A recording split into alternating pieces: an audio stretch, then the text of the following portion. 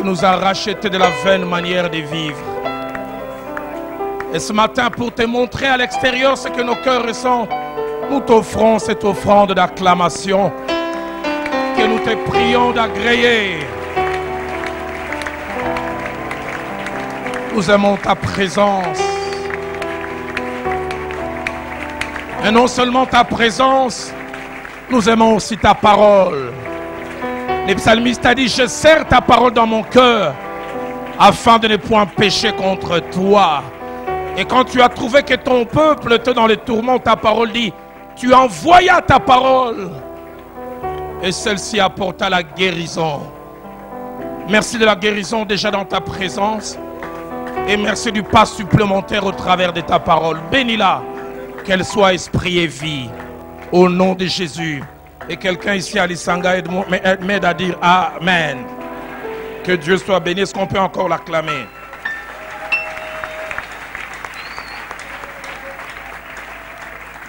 Merci au pasteur Atons, merci à tous les groupes pour les merveilleux travail. Est-ce qu'on peut encore reconnaître la qualité?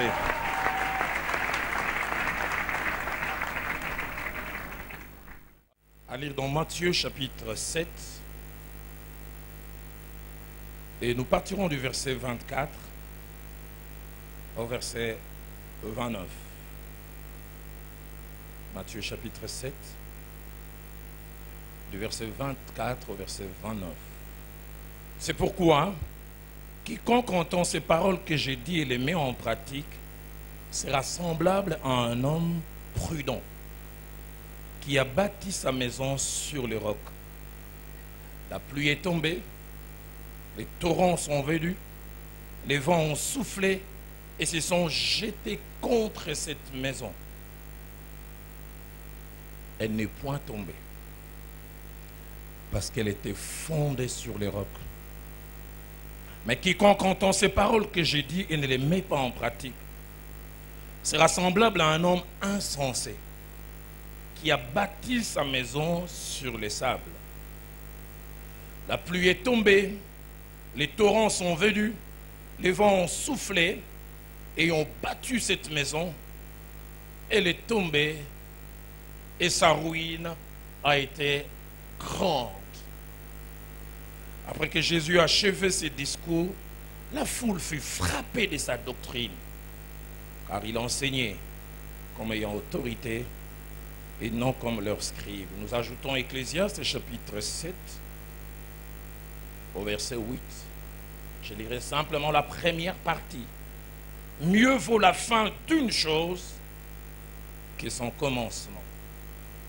Ce matin, dans la suite de ce que nous enseignons depuis la nuit du 31 au 1er, Dieu nous a mis à cœur de parler sur le thème « Les choses qui résistent et qui demeurent ». Les choses qui résistent et qui demeurent.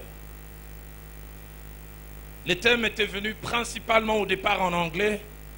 Et en anglais, c'est un peu plus facile. Quand c'est déposé dans mon cœur, c'était venu Things which stand. Et en français, ce n'est pas évident de trouver les termes qu'il faut. Et je traduis ça par résister et demeurer.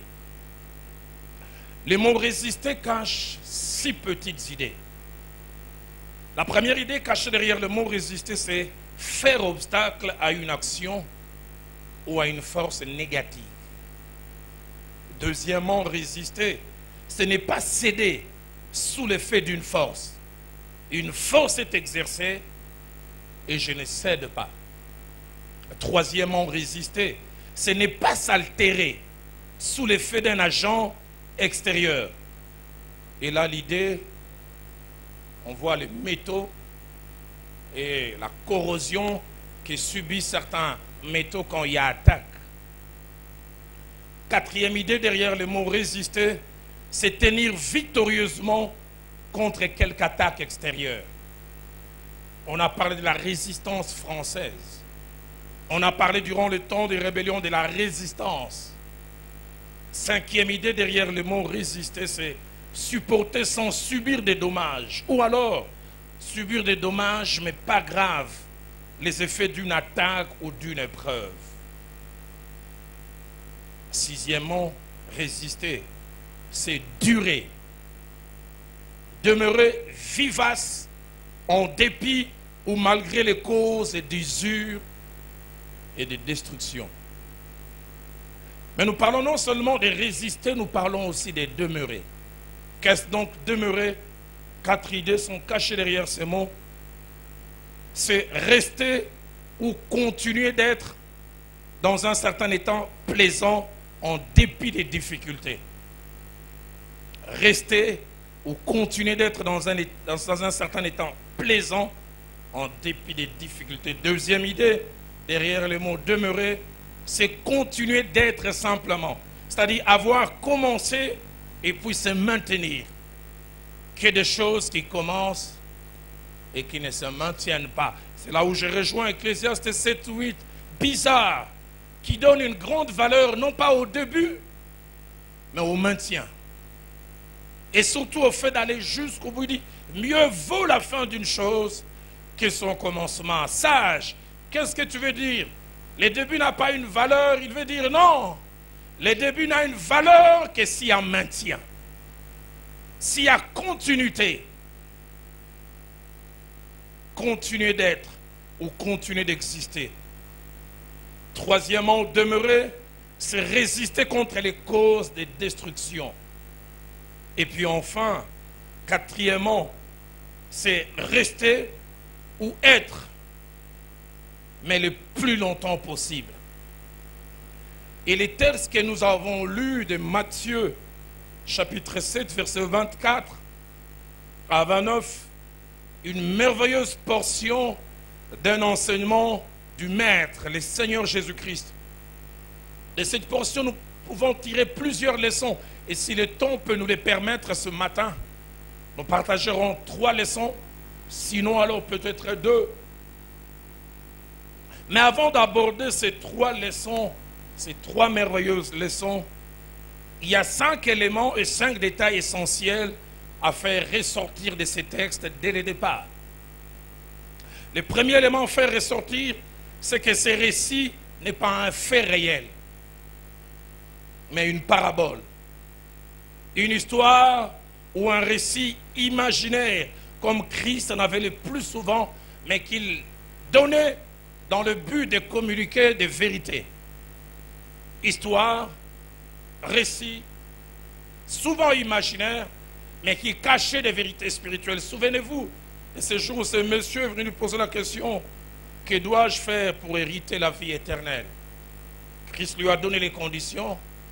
Tu aimeras le Seigneur ton Dieu de tout ton cœur, de toute ton âme, et puis deuxièmement, tu aimeras ton prochain comme toi-même. Et le monsieur rétorque, qui est donc mon prochain? Je veux bien aller dans la direction que tu me dis, mais je ne vais pas gaspiller l'amour. Je risque de le donner à quelqu'un qui ne le mérite pas. Donne-moi le portrait robot du prochain, afin que je ne puisse pas donner l'amour à quelqu'un qui ne le mérite pas. Bizarre. Au lieu de se mettre à expliquer, Jésus se met à dire, un homme descendait de Jérusalem à Jéricho. Il fut abordé par des brigands. Et puis il relate la première personne qui est passée outre, la deuxième personne qui a regardé à peine, et puis il place un Samaritain. Et vous savez, Jésus, il avait un côté provocateur. Dans la répartition des tâches, il aurait pu bien faire.